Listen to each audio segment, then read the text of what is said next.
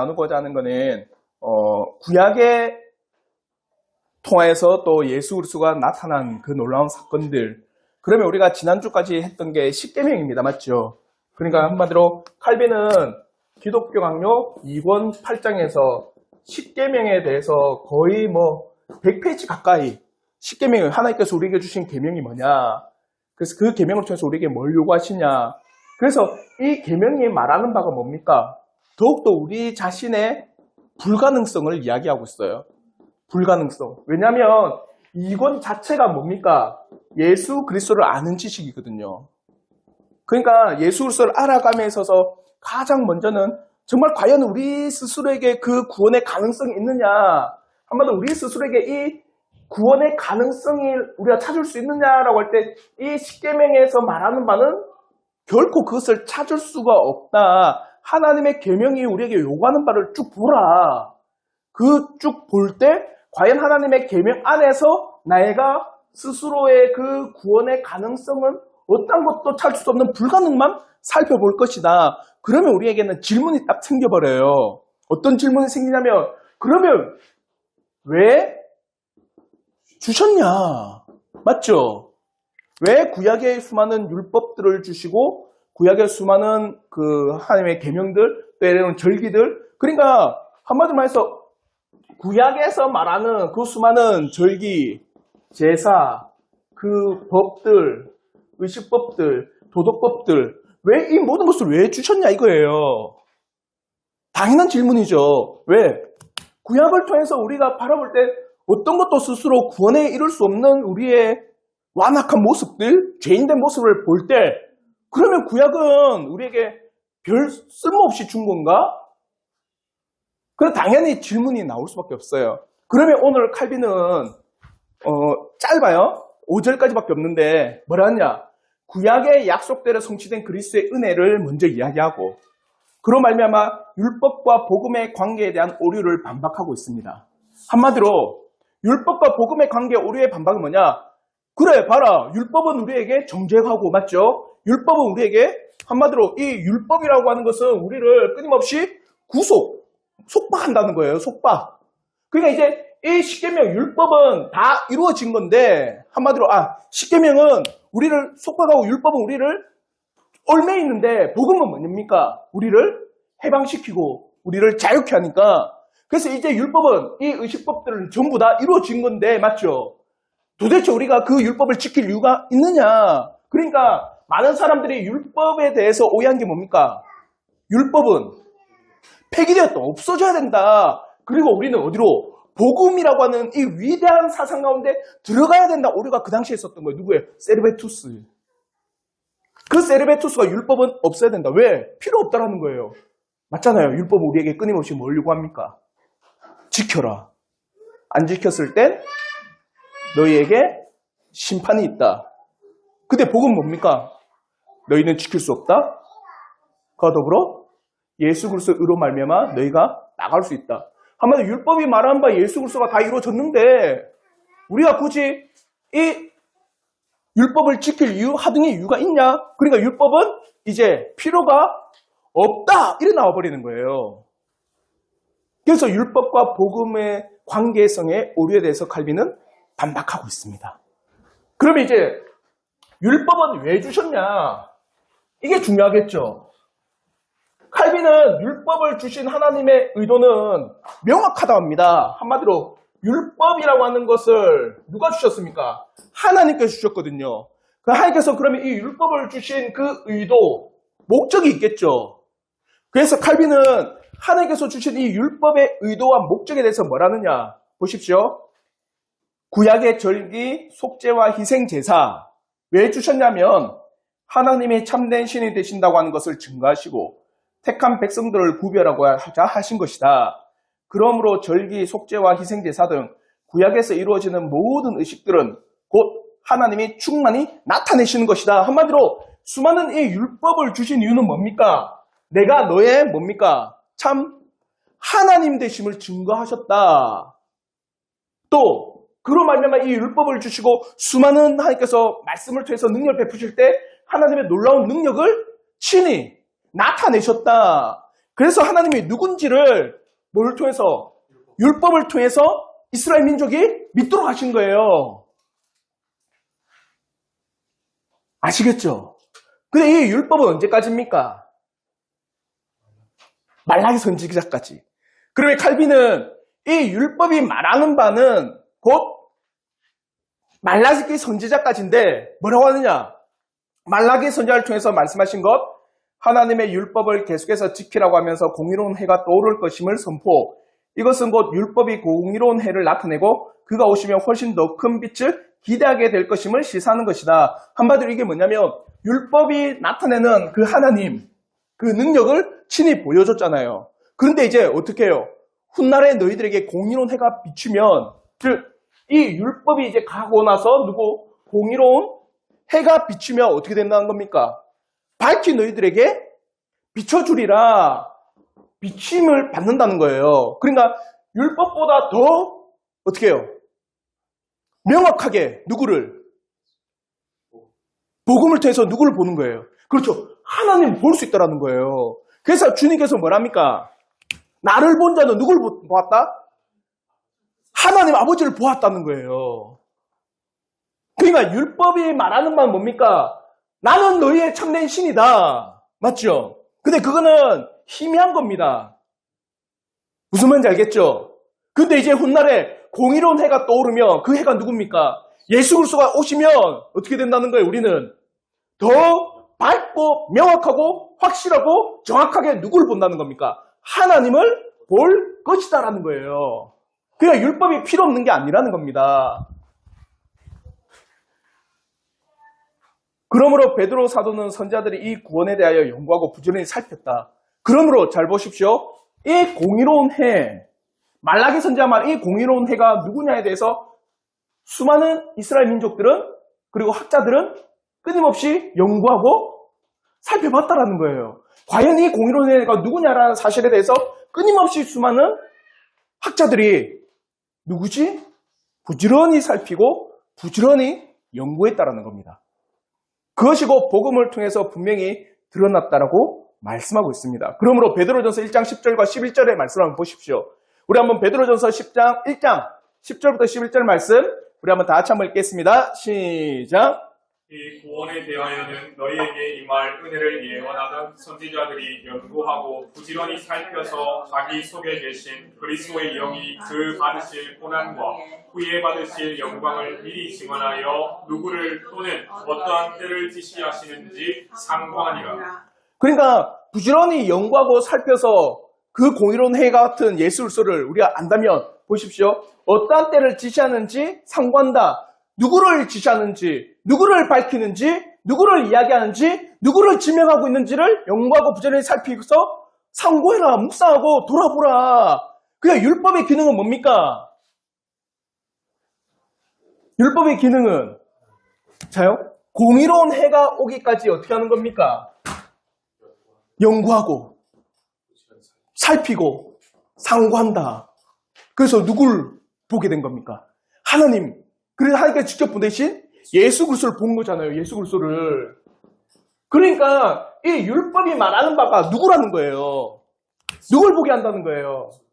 예수 그리스도를 보게 한다는 겁니다. 그것을 우리 학자들이나 수많은 사람들이 연구하고 이거 누구지? 과연 우리가 이렇게 율법 가운데 하나님께서 내가 참된 너희의 신이다.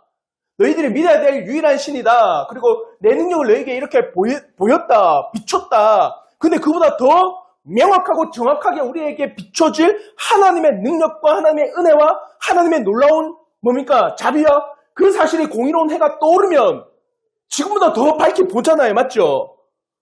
그럼 지금보다 더 밝게 보면 과연 이 공의로운 해가 누구냐를 연구하고 묵상하고 살피고 계속 상고할 때마다 누굴 통해서?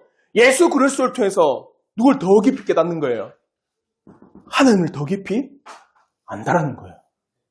그러니까 율법을 주신 이유가 뭡니까? 공의로운 해 같은 누굴 보게 한다는 거예요? 예수 그리스도를 보게 한다는 거예요. 이게 필요가 없냐 이거예요. 무슨 말인지 알겠죠? 또 어떤 사람은 이렇게 이야기합니다. 이렇게 예언만 한 것이 쓸데없는 일인가? 결코 그렇지 않다. 이것은 단지 공의로운 해 참된 구원자 되신 예수 그리스도, 복음의 핵심인 예수 그리스도를 소유하지 못한 상태일 뿐이다. 한마디로 보십시오. 율법이라고 하는 것은 그림자와 같고 무엇을 예표하는 것 같고 상징하는 것 같은 있고, 그리고 어떤 걸 예언하니까 굳이 이렇게 할 이유가 어디 있냐? 쓸데없이 확실히 나타내지. 그래서 중요한 게 있습니다. 이걸 통해서 칼빈은 뭐라 말하느냐면 나중에 유아기적 상태를 이야기해요. 유아기적 상태는 뭡니까? 어린아이. 근데 신약, 복음에 이르러서는 그 상태를 뭐라 이야기한지 아세요? 장성한 상태라고 이야기를 해요. 이해가 되십니까? 그러니까 하나님께서는 그 시대와 때에 맞게 적절하게 어떻게 하신 거예요? 하나님을 나타내시고 비추시고 증거하시고 보여셨다는 거예요. 이렇게 구약을 통해서 율법의 그림자와 예표와 상징과 예언을 나타낼 때 하나님께서는 그 상황에 맞게 그 일들을 나타내시고, 그래서 복음의 핵심인 예수 그리스도를 소유하지 못했다. 밝혀 나타나진 않았지만 어떻게 된 겁니까? 그리스도에게 비치는 그 지식과 빛의 교제에서는 제외된 것이 아니다라는 거예요. 단지 소유는 못했지만 예수 그리스도의 그 지혜와 지식 가운데는 이들 또한 들어갔다는 겁니다. 그 수많은 증거들이 있어요. 아브라함은 율법을 받기 전입니다. 맞죠? 근데 누굴 본 줄 아세요? 예수 그리스도를 봤어요. 그래서 보시면은 대표적으로 그 소돔과 고모라를 멸할 때 한 분이 오시고 천사들 2명이 따라옵니다. 그 천사들 2명이 먼저 들어가서 롯과 그 일들이 일어나고 그 한 명 남은 분이 아브라함 앞에 경배를 받고 아브라함이 올린 재물도 받고, 그러니까 현현한 거죠. 하나님이 현현한 거는 뭡니까? 예수 그리스도를 나타낸 겁니다. 아브라함조차도 율법 있기 전에 누굴 본 거예요? 예수 그리스도. 직접적으로 이 땅에 육신을 입고 뭡니까? 여인의 몸에서 태어난 그분을 못 봤지만 실질적으로 구약에 있는 모든 백성들도 누구를 접했어요? 예수 그리스도를 통해서 구원에 이르는, 한마디로 예수 그리스도의 그 지식과 지혜의 참빛의 구약의 백성들도 제외된 것이 아니다라는 거예요. 단지 직접적으로 예수 그리스도가 그들에게 여인의 몸에서 나지 않았을 뿐, 예수 그리스도를 통해서 오는 그 지혜의 빛과 지식의 빛은 그들도 동일하게 가지고 있었다라는 겁니다. 아시겠죠? 그러므로 히브리서 1장 1절부터 2절의 말씀을 보십시오. 우리 한번 히브리서 1장 1절부터 2절 말씀 우리 한번 다 같이 한번 읽겠습니다. 시작. 옛적의 선지자들을 통하여 여러 부분과 여러 모양으로 우리 조상들에게 말씀하신 하나님이 이 모든 날 마지막에는 아들을 통하여 우리에게 말씀하셨으니 이 아들을 만유의 상속자로 세우시고 또 그로 말미암아 모든 세계를 지으셨느니라. 그러니까 옛적의 선지자 여러 부분과 여러 모양으로 누구를 계속 나타내신 겁니까? 아들을 나타내신 거예요.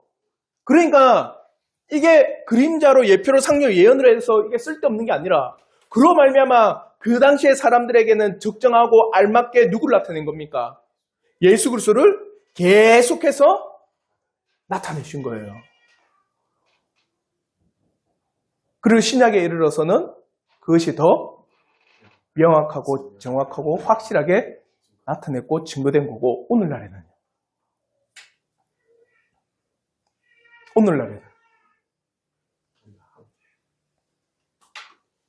우리 안에 계신 성령께서 예수 그리스도를 말씀 가운데 믿게 해주시는 겁니다. 그래서 우리에게 나타내시는 거예요.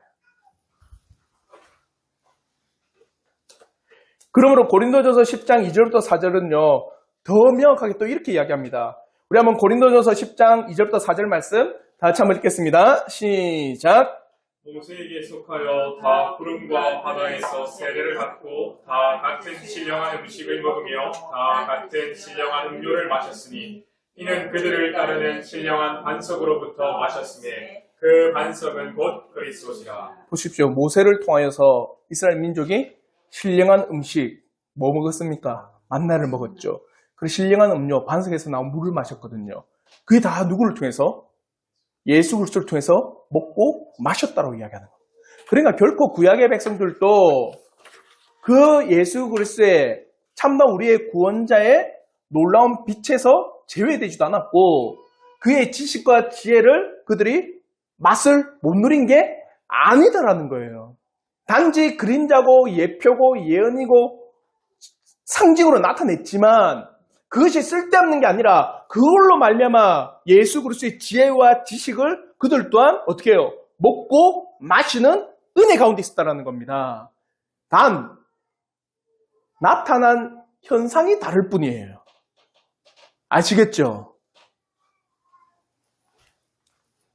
그러면서 복음의 탁월성이 있습니다. 복음은 뭐냐? 그리스도의 신비를 명확하게 드러낸 거다.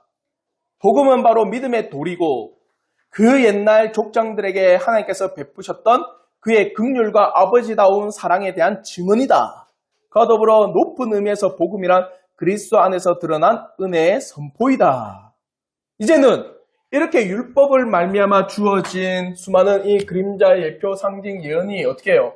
뭐로 말미암아?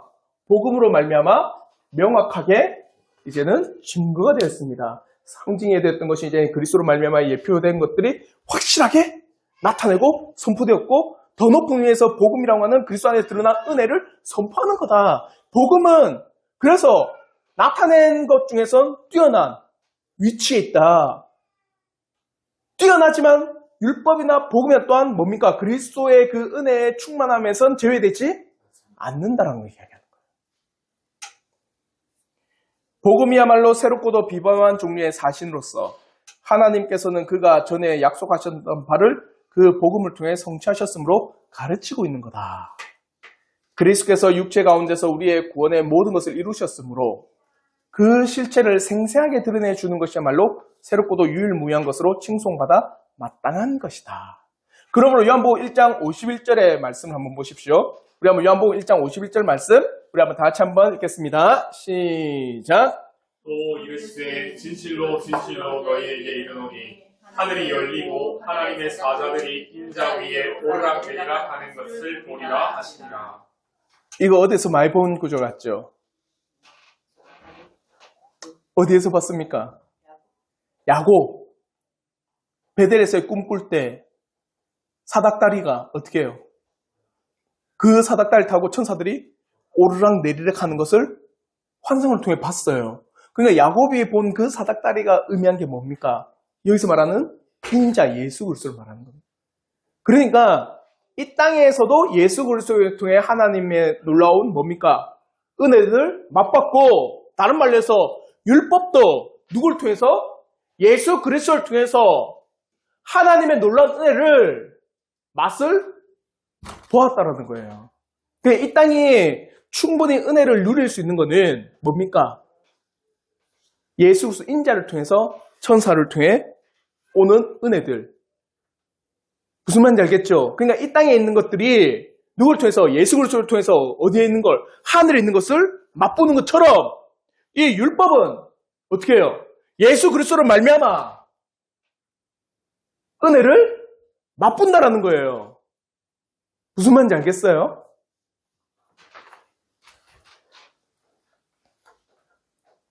그러면서 율법과 복음의 관계에 대한 오류를 반박한다. 그러면 이제 율법이 복음으로 말미암아 완전히 이루어진 거 아니냐? 율법이 복음을 통해서 완전히 나타내고 증명된 거 아니냐?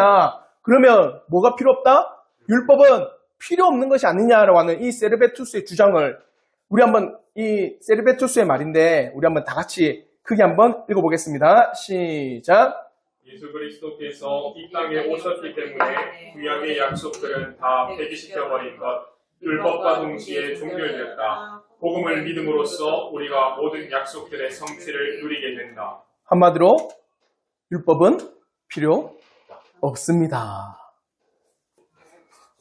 오늘 이 주장을 하는 사람들이 정말 많습니다. 그러나 우리 신약에 있는 신자들에게도 그러면 남아있는 약속. 보십시오. 세르베투스의 사건을, 이 주장을 오늘날 우리 신자들에게 적용해 보면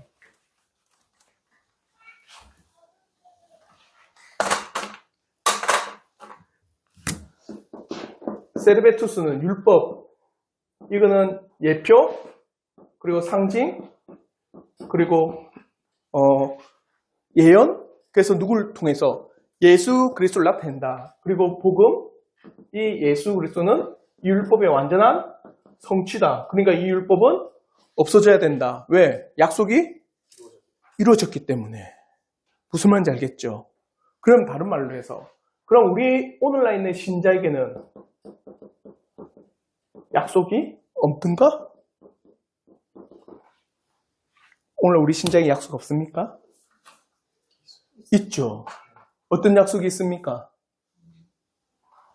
오늘날 신자에게 있는 약속은 훗날 우리에게 소망이라고 이야기하겠죠. 뭘 소망합니까? 하나님 나라, 완전한 구원, 그리고 영생, 영화, 하나님나라에서 영원히 그 은혜 가운데, 기쁨 가운데 살아간 이 모든 소망을 가지고 살아가는 자들 맞죠? 그럼 우리가 이 소망 가운데 있다면 무엇을 통해서 얻었습니까? 뭘 통해서?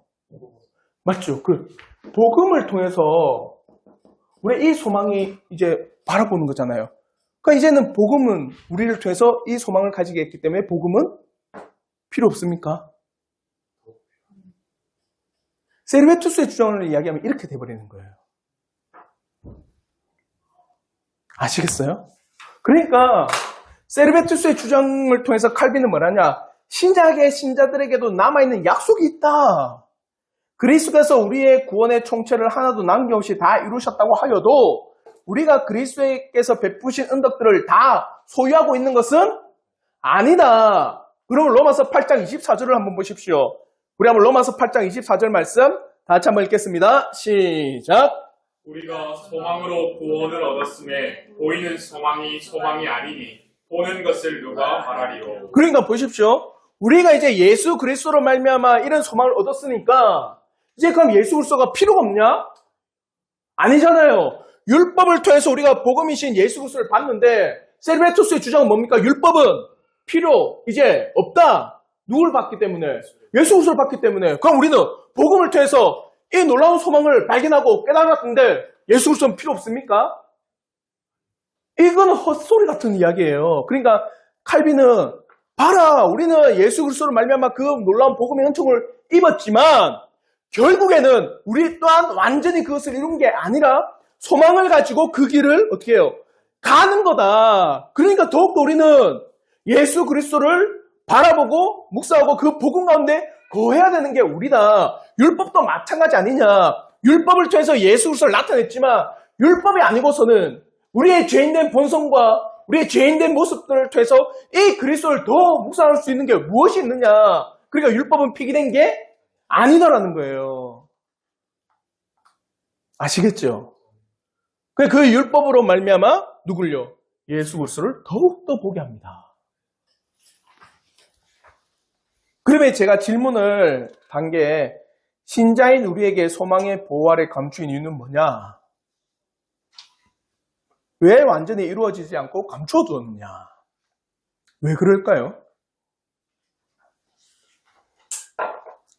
무언가 이 소망한다라고 하는 것은 한마디로 이 소망이라고 하는 건 약속이라는 건 아직까지 우리가 받아야 될 거잖아요. 받아야 할 것이잖아요. 그러니까 지금 우리에게 이것은 이루어지지 않은 겁니다. 이루어지지 않았고 감추인 겁니다. 아무도 본 사람이 없어요. 이 땅에. 맞죠? 우리는 믿음의 눈으로 통해서 말씀 가운데 그 나라가 있다는 것을 믿고 그 나라를 소망하는 거지. 그 나라가 있다는 사실을 믿고 나는 그 가운데 거하고 있는 게 아니죠. 아직까지 우리는 지금도 교회라는 것은 엄밀히 따지면 하나님 나라의 그림자와 같다. 지금은 우리의 실체가 아니라 그림자로서 우리는 경험하고 있는 거고 완전한 실체인 하나님 나라는 우리는 아직까지 도달하지 않았다라는 거예요. 그럼 왜 이렇게 감춰뒀냐 이거죠. 우리를 너무 잘하시. 우리를 너무 잘 아시기 때문에. 왜 감춰뒀을까? 결국 이렇게 달아봤는데요. 우리의 연약함을 아시기 때문에 훗날 하나님 나라에서 맛볼 영원한 복락을 소망하도록 하시고 이 땅에서 더욱 거룩한 성화의 삶을 조차 살도록 하시는 하나님의 지혜다. 중요한 게 있습니다. 그게 우리 종훈이 이제 말했던 것처럼 어떤 삶? 거룩한 삶을 더 지향하도록 만들기 위해서. 하나님 나라에 우리가 갈 거잖아요.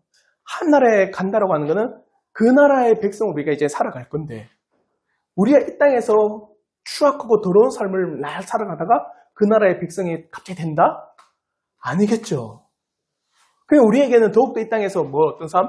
거룩한 삶을 더욱더 살아가라고 하나님께서 이 나라를 감주시며 그래서 보십시오.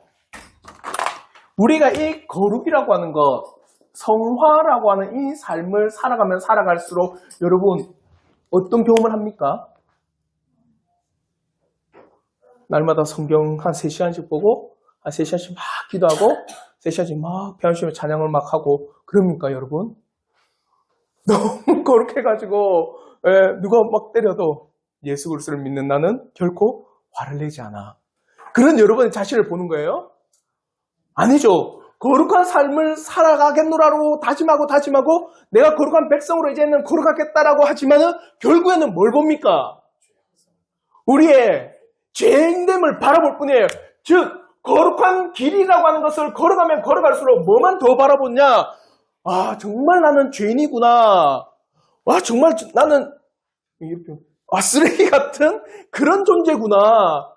하나님의 말씀의 그 거룩성이 우리를 비추고 그래서 내가 그 거룩한 길로 가려고 하면 그렇게 가지 아니하는 내 육신의 본성을 더 처절히 깨닫거든요. 맞잖아요. 그러면 그럴수록 우리는 어떻게 합니까? 포기하나? 그러면 그럴수록 우리는 더 소망하는 게 있잖아요. 어디요? 하나님 나라. 그러니까 거룩을 소망할수록 어디를 더 소망하게 됩니까? 하나님 나라를 소망합니다. 왜요? 그쵸, 죄가 없고 이제 우리가 죄를 짓지 않은 영화로운 단계에 이르르니 그날을 더 소망하는 게 거룩을 끊임없이 살아갔던 그 사람이 소망하는 거예요. 당연하죠. 여러분이 늘 죄악된 삶을 즐기고 죄악된 삶을 사랑하는 그 사람이 하나님의 거룩한 나라를 사랑할까요? 정반대입니다. 절대 사랑하지 않아요. 그러니까 거룩한 삶을 살아가면 살아갈수록 나의 죄악된 육신의 본성을 깨닫고 더욱더 어디를? 하나님 나라를 바라보고 소망하니까 하나님께서는 이 땅에 거룩한 삶을 살아가라고 하나님 나라를 감주시고 때로는 약속처럼 우리에게 주시고 소망을 가지고 살아가라는 거예요. 아시겠죠? 또 왜 감추어뒀을까요? 제가 그것을 아기를 놓는 걸 통해서 한번 이야기를 바로 아기를 가지면 바로 다음날 아기 낳았으면 좋겠지. 왜 10달까지 품게 하실까? 왜? 준비가 되고 출산의 날을 기다리고 또 중요한 게 있습니다. 하루 만에 뚝딱 나온 애하고 내가 정말 내 몸과 에너지를 다 써가면서 10달 동안 내가 품에 품고 있는 그 자녀가 나온 거랑 기쁨이 같아요? 시기를 좀 줄여도 될 것 같은데 일단 너무 기쁘다. 좀 기나? 그러니까 내가 보통 우리는 이런 표현합니다. 엄마나 부모들은 내 생명과 같은 아기라잖아요. 왜요? 왜 그래 표현합니까? 내가 10달 동안 품고 그 애를 위해서 여러분은 음식도 가리기도 하고 산모로서 맞죠? 하지 말아야 돼. 그 온갖 스트레스를 다 겪어가면서도 내 애를 위해서는 내가 품고 있는 이 애를 위해서는 나중에 건강한 아기가 나오기를 소망하면서 그렇게 하는 거 아니에요? 그렇게 해서 내가 내 생명과 같은 아기를 딱 출산했을 때 오는 기쁨. 하나님께서 그냥 임신했다 다음날에 바로 애 놓게 하시지 왜 그렇게 품게 하셨을까요? 인내하고 소망하면서 훗날 만날 나의 생명 같은 이 아이를 더욱더 소망하고 사랑하기 위해서.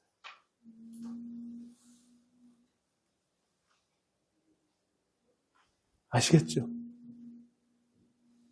뭔 소리야? 나 귀신 나오는 줄 알았다. 순간에 내 무서워가지고. 기계 나도, 무슨 내 뒤에서 나는 소리 같아서 무서웠어, 순간. 정말 무서웠다니까. 귀신이 뭐예요, 귀신이? 자, 우리가 왜, 무서웠어, 진짜. 그 순간 놀랬다니까, 네. 자, 10달 동안 품는 것, 훗날 여러분이 더 사랑하라고. 다른 말로 해서, 우리를 하나님 나라 안에서 지금까지 믿음의 길, 성화의 길을 걷게 하신 것은 그런 말면 하나님 나라를 소망하고 기쁨으로 그날을 맞이하고 그걸 더 사랑하기 위해서입니다. 아시겠죠? 그게 얼마나 값질까요? 정말 값진 겁니다, 그게. 그러면서 약속들의 차이가 뭐냐? 그럼에 있어서도 차이는 있다. 어떤 차이가 있냐? 본질에서 혹은 질에서 한 가지 차이가 있습니다. 한마디로 질적인 차이를 이야기를 한 겁니다. 본질에서의 그런 차이들 뭐냐? 율법은 뭡니까?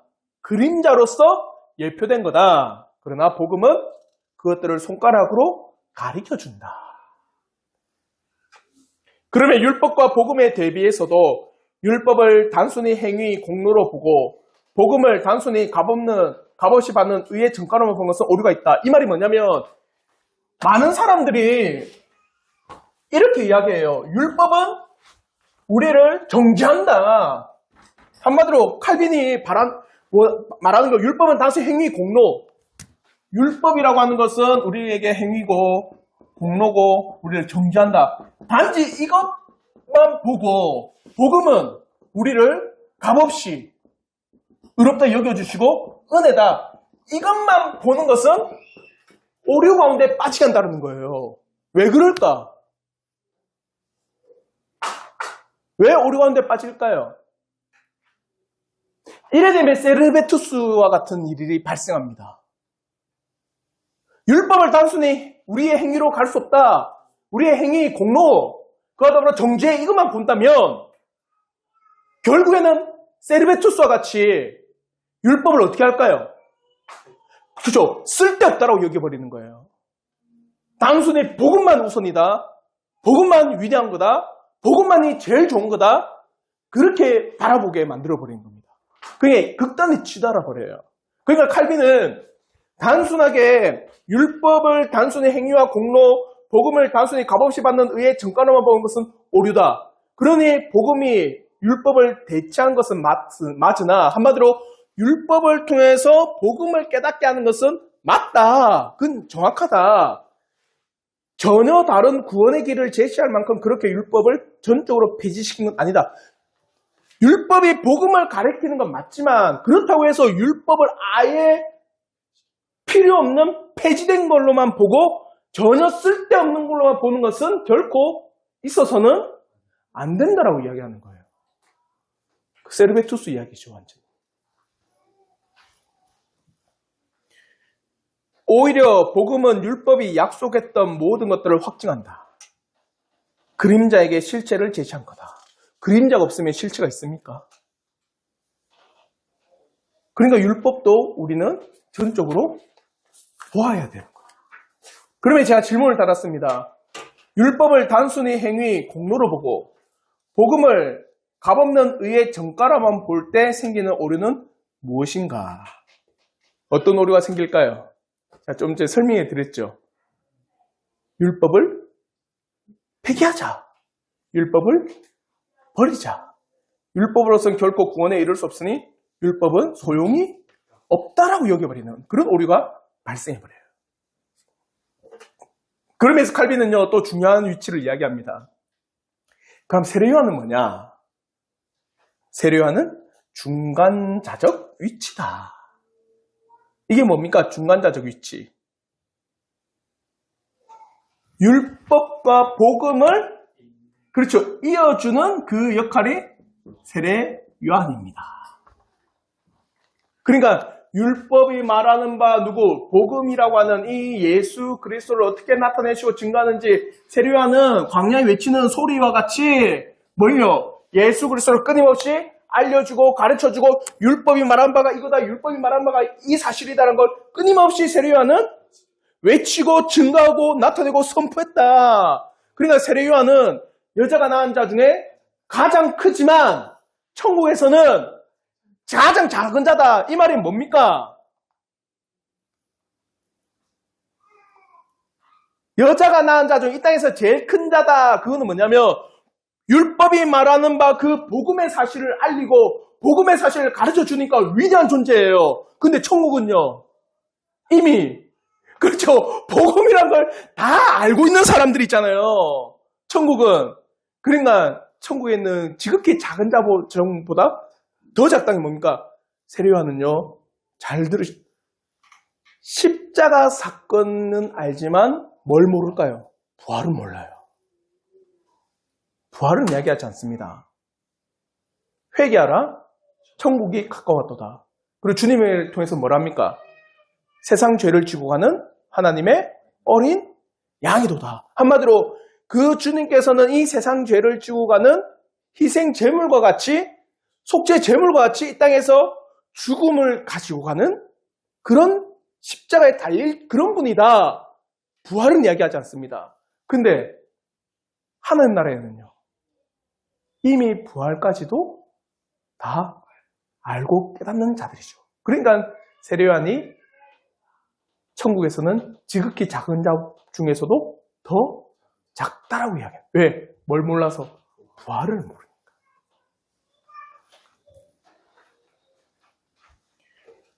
그걸 설명한 겁니다. 세례 요한은 율법이 말하는 바 참된 구원자인 예수 그리스도를 말함으로써 매우 위대한 사역을 감당했다. 그러나 천국의 지극히 작은 자라도 예수 그리스도께서 이루실 복음의 위대한 사역인 십자가의 죽음과 부활에서 아니 세례 요한보다 더 뛰어나다라고 말하는 거다. 한마디로 천국에 있는 모든 자들은 이 복음의 위대한 사역인 십자가와 부활의 사건을 다 안다. 그냥 세례 요한보다 더 뛰어난 존재들이다. 세례 요한은 단지 말라기 선지자가 말한 구원자를 전달할 뿐이다. 선구자의 일을 행할 뿐임을 말한다. 이렇게 요한이 시작한 일을 후에 그리스도께서 성취하신 후에 사도들이 훨씬 더 자유롭게 계속 시행하여 성취한 거다. 한마디로 요한은 외치는 자로서 율법이 말하는 바 누굴요? 예수 그리스도를 증거했죠. 맞죠? 근데 이제 예수 그리스도를 통해 사도들은 뭘 증거할까요? 그렇죠. 복음. 어떤 복음입니까? 십자가와 그 부활의 복음을 증거하겠죠. 그러니까 세례 요한은 단순하게 율법이 말한 바 예수 그리스도만 증거했다면 그 사도들은 더 뛰어나게 뭘 증거하는 겁니까?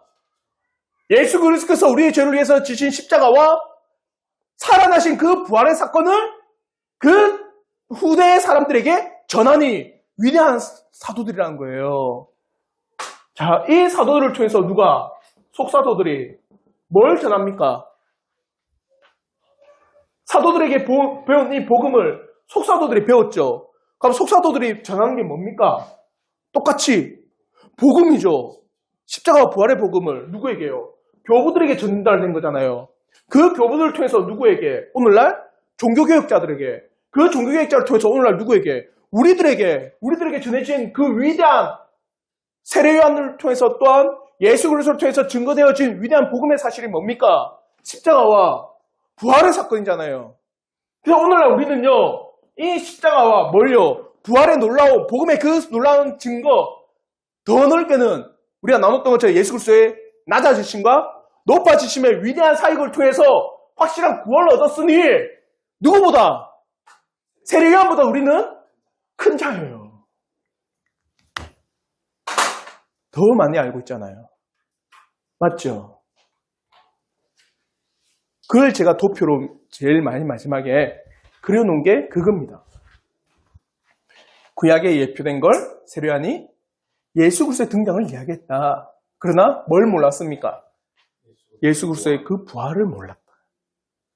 그러나 사도들의 증거를 보십시오. 사도들은 예수 그리스도를 통해서 그 십자가와 부활을 증거받았다.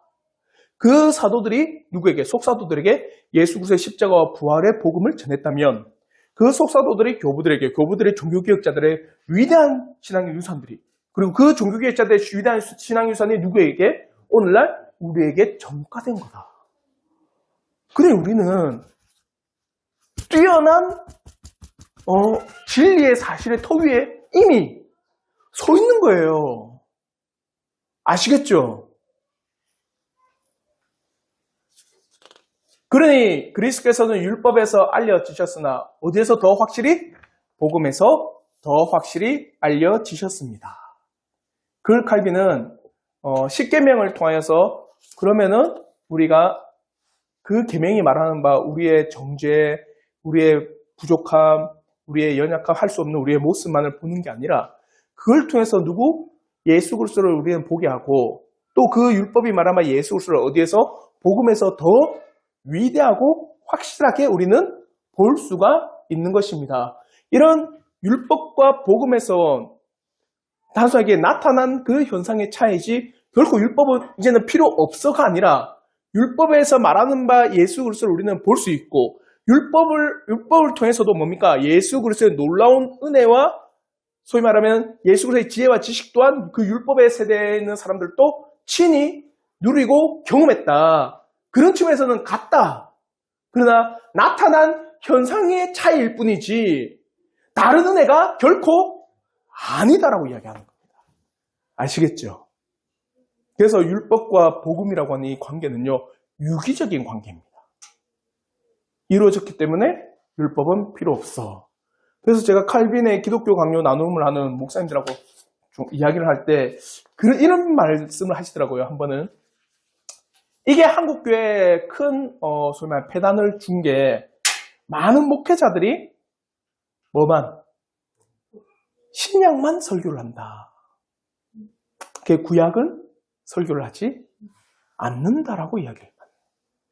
그래 더 많이 다루는 것도 신약이고 구약은 등한이 되는 현실이 오늘 지금 우리가 겪고 있는 현실이 아니냐라고 이야기를 종종 하기도 하더라고요. 그래서 물론 저희는 이제 예수 그리스도의 행적 때문에 계속 살펴보고 있지만은 우리는 그 구약을 통하여서 누굴요? 신약에 오신 예수 그리스도를 더 확실하게 그리고 정확하고 명확하게 목격할 수 있는 겁니다. 그림자가 실체가 되었기 때문에. 아시겠죠? 이런 구약과 신약의 관계, 이런 율법과 복음의 관계를 충실히 알아가기를 진심으로 바라겠습니다. 혹시 질문 있으시면